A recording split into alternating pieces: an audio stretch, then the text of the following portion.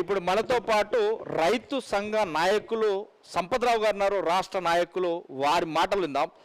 సంపద్రావు గారు, నిజంగా రైతు అంటే ఇప్పటికీ ఎన్నో ఉద్యమాలు చూసాం, రైతు కూలీల సంఘాలు చూసాం, రైతు రాజ్యం చూసాం, రైతులు ఎదుర్కొంటున్న సమస్యలన్నీ చూసాం. కానీ ఏ ప్రభుత్వం వచ్చినా కానీ రైతులకు ఉచిత సలహాలు అంటే వాస్తవానికి గత ప్రభుత్వం కావచ్చు, ఇప్పటి ప్రభుత్వం కావచ్చు, రైతులకు ప్రతీది కూడా మేము ఇస్తాం, ఇన్ని వేల టన్నులకు సంబంధించినటువంటి ఎరువులు ఫ్రీగా ఇస్తాం, ఎరువులకు సంబంధించి ఇవన్నీ ఇస్తామంటారు. కానీ ఒక యూరియా బస్తా మనం చూసాం, గతంలో యూరియా బస్తా రేట్ ఎంత ఉండే, ఇప్పుడు ఎంత ఉంది, అదే 2020 కావచ్చు, ఫ్యాక్టరీ కావచ్చు, సంబంధించి ప్రతి ఒక్క ఎరువు ధరలు అంటే ప్రతి ఎరువు ధరలు పెరిగాయి. అయినా కానీ రైతు ఎక్కడ వెనకాడట్లేదు. భార్య పైన మంగళసూత్రం ఉన్నా కానీ తీసుకువెళ్ళి కొట్లో తాకట్టు పెట్టి తీసుకొచ్చి ఎరువులు కొనుక్కుంటున్న సందర్భాలున్నాయి. ఎన్నో రైతు ఆత్మహత్యలు చేసుకున్న సందర్భాలున్నాయి. కానీ రైతు ఏడిచిన రాజ్యం, ఎద్దు ఏడిచిన వ్యవసాయం ఎప్పటికీ బాగుపడే చరిత్ర లేదు అంటారు. కానీ ఇంతమంది ఉన్నా కానీ, ఇంకా పంటలు పండుతున్నా కానీ, ఎప్పటికైనా కానీ రైతు ఎప్పటికీ కన్నీటి గాథలో ఉంటాడు. దానికి ఎలా అయితే సరిపోతుంది, రైతు ఎప్పుడు సంతోషంగా ఉంటాడని మీరు అనుకుంటున్నారు? నా పేరు జోయింపల్లి సంపత్రావు. భారతీయ కిసాన్ సంఘని రాజకీయాలకు అతీతంగా 1979 సంవత్సరం చేరి ఒక వేదిక మీదుగా తీసుకునే ప్రయత్నం చేస్తున్నాం. అన్ని రాష్ట్రాల్లో ఇవాళ పనిచేస్తుంది. మన దగ్గర 1980 నుంచి రైతాంగం యొక్క సమస్యల పట్ల పనిచేసుకుంటూ వస్తుంది. ముఖ్యంగా రైతుకు కావాల్సింది పండించే పంటకు కావాల్సిన విత్తనాలు కావచ్చు, ఎరువులు కావచ్చు, తర్వాత మౌలిక సదుపాయాలైనటువంటి ఇవన్నీ కూడా ప్రభుత్వం దగ్గర లెక్కలు ఉంటాయి. అగ్రికల్చర్ ఆఫీస్ దగ్గర ఉంటుంది, ఎంఆర్ఓ దగ్గర ఉంటాయి.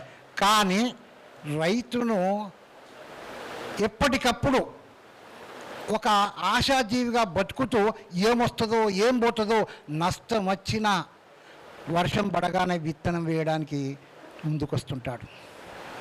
వేసే ముందు ఏ ఉత్పత్తి తయారు చేసినా దానికి ఎంఆర్పి రేట్ అని ఉంటుంది. కానీ రైతాంగం తయారు చేసేటువంటి యొక్క ఏ విత్తనాలు, ఏ పంట అయినా కూడా దానికి ఎంఆర్పి అనేది మొదలు ప్రకటించరు. అంటే ఎక్కడ ఎంత ఉత్పత్తి అవుతుంది, ఇవాళ దేశానికి ఒక విదేశాంగ పాలసీ ఉంది, రక్షణ పాలసీ ఉంది, తర్వాత వాణిజ్య పాలసీ ఉంది, కానీ వ్యవసాయ పాలసీ లేదు. ఏ రాష్ట్రంలో ఏ పంట పండుతుంది, దీనికి ఏ రకంగా మనం తయారు చేయాలి, ఎక్కడ ప్రపంచంలో ఉన్నటువంటి దేశాలకు ఎక్కడ ఎగుమతి చేయాలి, ఏ వస్తువులు ఎక్కడి నుంచి తెచ్చుకోవాలి, ఎక్కడికి చేయాలి అనేటువంటిది ఒక వాణిజ్య శాఖ ఉన్న వ్యవసాయ శాఖకు కమ్యూనికేషన్ లేదు. రైతుకు వచ్చేటువంటి పంట వచ్చే సమయంలో ధరలు కొనుగోలు చేయడానికి కానీ పర్మిషన్ ఇవ్వరు.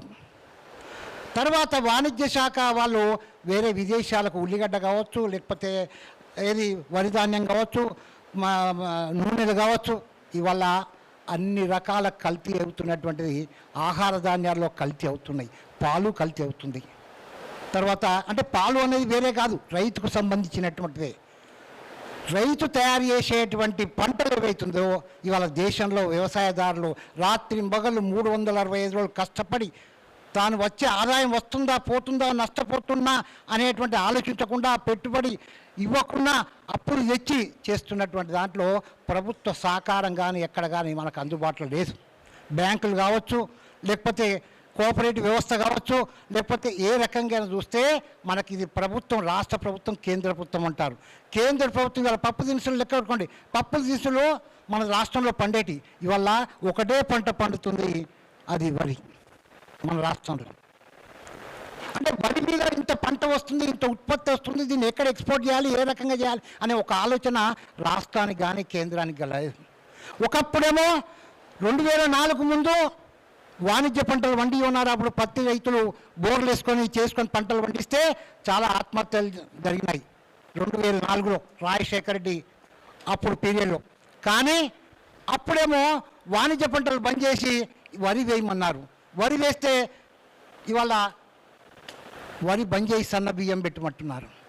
ఏ రకమైన పంట పండి ఒక ఆలోచన మళ్ళీ కొత్తగా వచ్చింది, పామ్ ఆయిల్ పెట్టమంటున్నారు. అరే పామ్ ఆయిల్ ఇక్కడ పండుతుందా, ఇక్కడ ఈ రాష్ట్రంలో, తెలంగాణ రాష్ట్రంలో పండుతుందా? ఏ ప్రభుత్వం యొక్క క్షేత్రస్థాయిలో కానీ ఆ వ్యవసాయ సెంటర్స్లో ఏది యూనివర్సిటీలో కానీ ఎక్కడ కూడా రీసెర్చ్ లేదు. ఇవాళ పామాయిల్ పోతున్నారు. ఒక్కటే ఫ్యాక్టరీ తెలంగాణలో నిర్మట్లో ఉంది. మరి ఎవరు కొనుగోలు చేయాలి? ఇవాళ రైస్ మిల్లుల పరిస్థితి, రైస్ మిల్లు మొత్తం రైతాంగాన్ని మోసం చేస్తున్నారు. ఒక గింజ లేక కొంటూ ఉంటారు. పాలసీ ఎంత వస్తుంది, ఎంత ప్రొడక్షన్ అవుతుంది, ఎంతవరకు తీసుకోవాలి, ఎన్ని టన్నులు తీసుకోవాలి. ఏప్రిల్లో పంట స్టార్ట్ అయితే మే సెకండ్ వీక్ వరకు కూడా వరి ధాన్యం కొనుగోలు చేయరు. కొనుగోలు చేస్తే ఐకేపీ సెంటర్స్ నుంచి వెళ్ళి మొదలు పెడితే పైన వరకు కూడా ప్రతి సెంటర్లో మోసం దగా. కొనుగోలు చేసిన వాటిని ఎక్కడికి పోతున్నాయి, ఇవి ఎక్కడ అమ్ముతున్నారు, ఏం చేస్తున్నారు, నిఘా లేదు. ఆ నిఘా వలసినటువంటి వ్యవసాయ శాఖలో విజిలెన్స్ వ్యవస్థ అనేటువంటిది ఉండవలసిన అవసరం ఉంది. వ్యవసాయ శాఖకు వేరే ఇతర వాటికి సంబంధం లేదు. ఎలక్ట్రిసిటీ కావాలి, ప్రాజెక్టులు కావాలి, తర్వాత ఇవన్నీ కావాలి. కమ్యూనికేషన్ కోఆర్డినేషన్ లేదు. జూన్ నెలలో ఏది రోహింగ్ కార్తీలో వర్షాలు పంటలు వేసుకోవాలి, ఏ పంటలు వేయాలి, ఎప్పుడు విషయం చెప్పరు. అంటే ప్రతి ఒక్కటి వల్ల భారతదేశంలో రోజుకు 2,000 మంది రైతులు వ్యవసాయ రంగాన్ని వదిలిపెట్టిపోతున్నారు. మరి కాబోయే ఇవాళ భారతదేశంలో 140 కోట్ల మందికి ఆహారాన్ని అందిస్తున్నటువంటి ప్రోత్సాహం లేక రైతులు కన్నీరు గారుస్తూ విధి లేని పరిస్థితుల్లో ఇవాళ యువతరం 6,000కు 7,000కు పట్టణాలకు వచ్చి ఏదో ఒక రకంగా జాబ్ చేస్తున్నారు. ఒక డాక్టర్ తయారు చేస్తున్నాడు, ఒక ఇంజనీర్ తయారు చేస్తున్నాడు, ఒక టీచర్ తయారు చేస్తున్నాడు, ఒక వ్యాపారం తయారు చేస్తున్నాడు. ఒక రైతు తన బిడ్డను వ్యవసాయం చేయరా అని చెప్తలేడు. వ్యవసాయం చేస్తే పిల్లనిచ్చేవాడు కూడా లేడు. ఈ దుస్థితికి ఈనాడు తయారైందంటే కారణం ఎవరో కాదు, కేంద్ర ప్రభుత్వం కావచ్చు, రాష్ట్ర ప్రభుత్వం కావచ్చు, ఏదైనా కావచ్చు. విత్తనం మొదలు పెడితే లాస్ట్కు భరోసా అంటే రైతు భరోసా అంటే అమ్ముకునే వరకు ఉంటేనే రైతు భరోసా. ఒక 6,000 ఇచ్చి 5,000 ఇచ్చి అది భరోసా కాదు. ప్రతి పంటకి ఇస్తారనే గ్యారెంటీ లేదు. ఇవాళ ఇస్తామంటారు, 3 పంటలు దాటిపోయినప్పుడు ఈసారి మాత్రం అందరికి ఇచ్చారు. కానీ ఒక పాలసీ మ్యాటర్లో వచ్చిన డబ్బులు, తయారున్నటువంటి డబ్బుల్లో ఒక్క వ్యక్తికి మాత్రమే ఇచ్చారు. అది అందరికి తెలుసు. 4,000 కోట్ల రూపాయలు రైతు బంధు ఉన్నటువంటి దాన్ని ఒక వ్యక్తి తీసుకుపోవడం జరిగింది. ఈ రకంగా చేస్తే సమాజం వ్యవసాయ రంగాన్ని వదిలిపెడితే యువత రాబోయే కాలంలో వ్యవసాయం చేయడానికి మళ్ళా ప్రోత్సాహం చేయవలసినటువంటి మళ్ళా ఎన్నో ప్రణాళికలు రచించవలసినది. కానీ ఈనాడు ముఖ్యమైనటువంటిది రైతుకు గిట్టుబాటు ధర కాదు, లాభసాటి ధర. గిట్టుబాటు ధర కాదు, లాభసాటి ధర. ప్రభుత్వం ఒకటే ప్రకటించాలి. 2,300, 2,400, 2,500 కాదు. మన ఇక్కడ ఉన్నటువంటి కలెక్టరు, వ్యవసాయ శాఖ కమిషనర్ గారు వాళ్ళు గతంలో 7 సంవత్సరాల కింద క్వింటాలకు వడ్లకు 4,200 రూపాయలు ఇవ్వాలన్నారు. ఏమన్నా ఇచ్చే పరిస్థితి ఉందా? మేము కరెంట్ ఇస్తున్నాం, ఉచితంగా నీరు ఇస్తున్నాం. ఇవి కాదు రైతు కావాల్సింది, లాభసాటి ధర. లాభసాటి ధర రైతు కన్నీటి గార్చే అవకాశం ఉండదు, లోన్ వచ్చే అవకాశం లేదు. ఈనాడు 65% ఉన్నటువంటి రాష్ట్రంలో, వ్యవసాయం చేసేటువంటి రాష్ట్రంలో ప్రణాళికలు ఏంటి? ప్రభుత్వమైనటువంటి పాలసీ రైతు ఎదురు చూసే ఇవాళ వ్యవసాయం చేయడానికి మౌలిక సదుపాయాలు కల్పించవలసిన బాధ్యత రాష్ట్ర ప్రభుత్వంది, కేంద్ర ప్రభుత్వంది, బ్యాంకులది, వ్యవసాయాధికారులది, తర్వాత కొనుగోలు చేసేటువంటి సివిల్ సప్లై కమిషనర్ ఇవాళ బాధ్యత లేకుండా అమ్మినటువంటి సరుకును రసీదు ఇవ్వకుండా, ఒక కిరాణా షాపులకు ఉంటే రాసిస్తారు, ఐకేపీ సెంటర్లు కానీ ఎక్కడ సెంటర్లు కానీ అతను రసీదు ఇవ్వకుండా మోసం చేయడం జరుగుతుంది.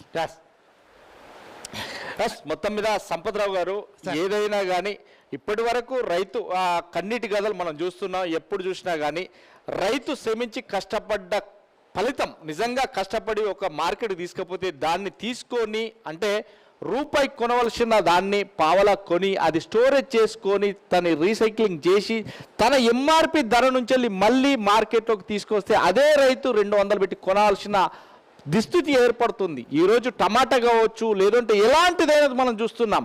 ఒక టమాటో కిలో ధర వచ్చేసి రూపాయికి కొన్న రోజులు ఉన్నాయి.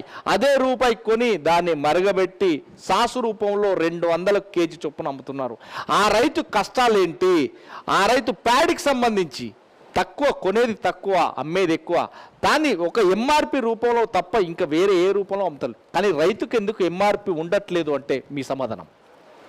సార్, రాష్ట్ర ప్రభుత్వం కానీ కేంద్ర ప్రభుత్వం కానీ ఏ పంట ఎంత వస్తుంది, టమాటా వస్తే దాన్ని ఏ రకంగా మార్చాలి, టమాటా వచ్చే రెండు స్టోరేజ్ కాకుండా దాంట్లో చేసేటువంటి మన టమాటా సూప్ అంటారు, చట్నీ అంటారు, రకరకాలైనటువంటివి ఉన్నాయి. అతనికి కూడా మామూలు రైతు గ్రామ స్థాయిలో తీసుకొచ్చి ఇండస్ట్రీస్ కానీ లేకపోతే ఇంకా ప్రోత్సాహం చేసేటువంటి అవకాశం. కూరగాయలు ఉన్నాయి, ఇవాళ వరి వద్దు కూరగాయలు పెట్టుకుంటారు, నూనెలు పెట్టుకుంటారు. ఎక్కడిది ప్రభుత్వం ఏంటి, ఏ రకంగా అతన్ని ప్రోత్సహిస్తుంది? అంటే లాభసాటి ధరకు ఇంత ఇస్తామనేటువంటిది మాట ఇవ్వాలి, కానీ అతనికి ఇవ్వకపోతే పంట వండించినాక కొనుగోలు చేసేవాళ్ళు లేడు. ఇవాళ కందులు పప్పు దినుసులు అంటారు, కందులు కొనుగోలు చేసేవాళ్ళు లేరు, పప్పులు పెసరపప్పు కొనుగోలు చేసేవాళ్ళు లేరు. మరి ఇది ఏ రకంగా అంటే రైతు ఒక పంటను మరలిచ్చి మళ్ళీ ఇంకొక పంటను వేసి మళ్ళీ పంటను మార్చాలంటే లాభసాటి ధర ముఖ్యం. ప్రభుత్వం కొనుగోలు చేయాలి, దాన్ని కొనుగోలు చేసేటువంటి ప్రభుత్వ సంస్థలు రావాలి. అప్పుడు వచ్చినప్పుడే రైతుకు గ్రామ స్థాయిలో ఇవాళ ఐక్యత సెంటర్ ఇవన్నీ మోసం జరుగుతున్నాయి. రైట్. అంటే దీని మీద ప్రత్యేకమైన విజిలెన్స్ ఉండాలి. తనకు వచ్చేటువంటి లాభసాటి ధర ఇవాళ ఆయిల్స్ ఉన్నాయి, ప్రతిదీ కల్తీ అవుతుంది. తర్వాత పప్పు దినుసులు వేరే ఎక్కడ విదేశాల నుంచి తెప్పించుకుంటున్నాం, ఇది కంపల్సరీ అవసరం. మరి దీనికి లాభసాటి ధర ప్రకటించి ఇచ్చిన ధరను కొనుగోలు చేసేంతవరకు మక్కలు కొనుగోలు చేస్తలేరు, వడ్లు కొనుగోలు చేస్తలేరు. సెంటర్స్లలో వర్షంలో కూడా కొట్టుకపోతున్నాయి. కారణం ఏంటంటే పాపం ఏడవలేక వీళ్ళు లేక 1700 క్వింటాలు కూడా అమ్ముకుంటున్నారు రైస్ మిల్లల్లో. రైట్ సంపదరావు గారు, థ్యాంక్ యూ అండి.